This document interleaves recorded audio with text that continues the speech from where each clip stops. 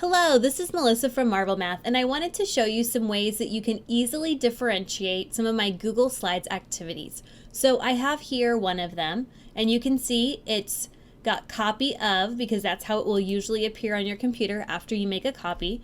Normally you would just delete this, and then you would save it in your drive, and you're ready to assign it in Google Classroom. But I'm going to show you some things that would be great to do whenever you need to make a differentiated set of Google Slides. So you can always hit here, File, make a copy of the entire presentation.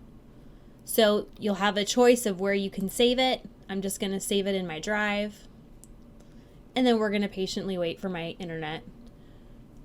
All right, so now you can see it says copy of again, right? So I'm going to delete that. Now, you need to think of a way that you can creatively note to yourself, but not that students would realize, that this is a differentiated set.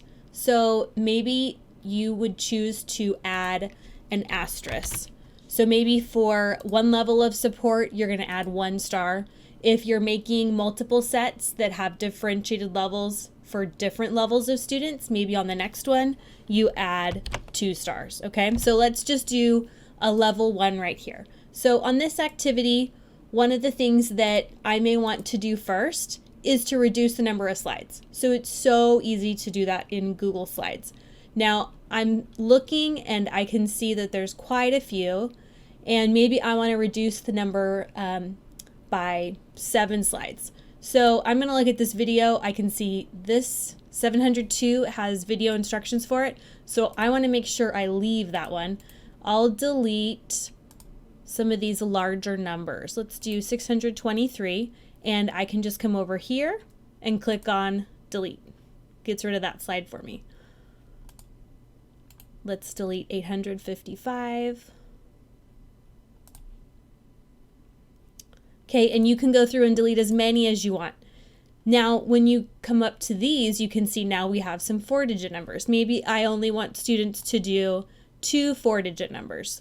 Really important for them to be able to do 1,000, represent that in 2 different ways. So I would leave that one.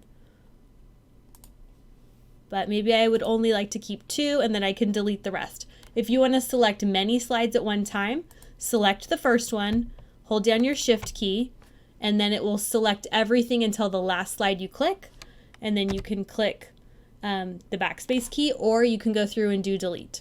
So that would be a great way to differentiate, just by reducing the number of slides. Maybe you feel like students need even more differentiation than that.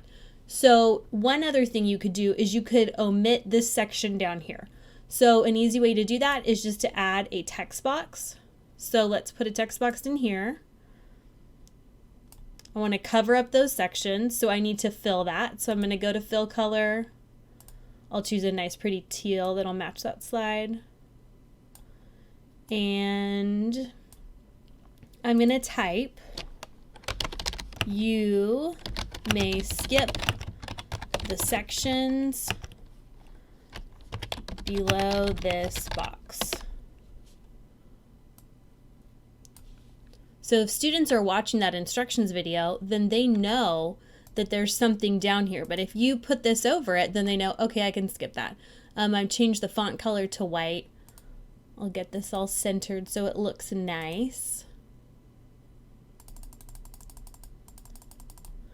And then if I want to put that on all the slides, all I need to do is select the box, and I'm going to hold Control-C, and then I can go to the next slide, hit Control-V, and it'll paste it. So I could do that on all of the slides.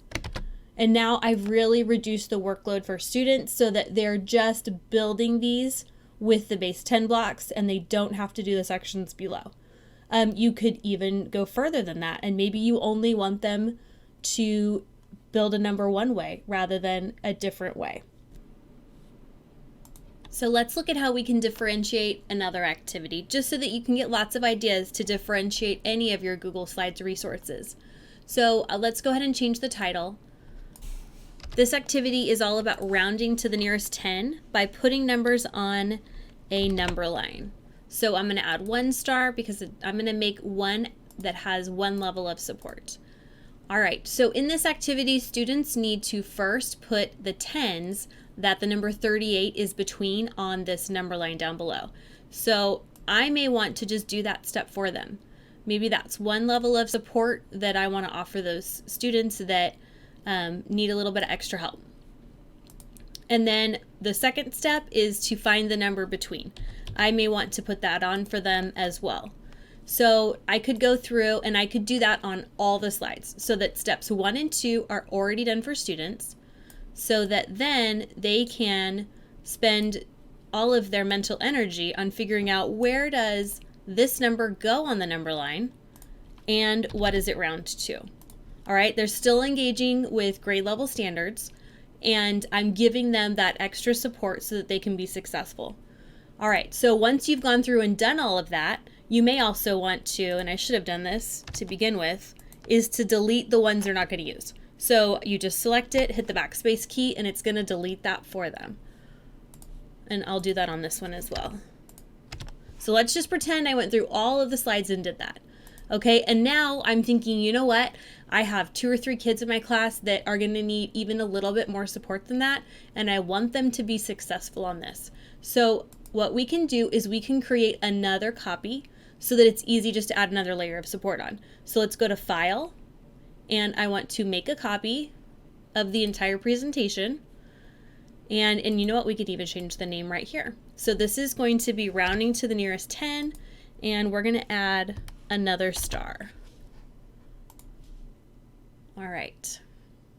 What's nice is that it's going to save all of those changes that I've already made. So I don't have to go back through and do those steps I've already done. But maybe on this one, I want to go ahead and take each of these numbers and just put them on the number line for students. So now the only thing that they're going to need to do is to make that decision about what 38 is going to round to, based on which 10 it's closest to. So this is another great way that you can differentiate for students. So let's just go over the ways that we talked about in this video. So the first way was to delete slides and to reduce the number of slides students need to do. The second way was to take off sections within a slide by adding a text box and filling that in. And then the third way was to complete parts of the activity for them so that they don't have to do all of it on their own. So hopefully that helps so that you can provide all of the support your students need with Google Slides activities.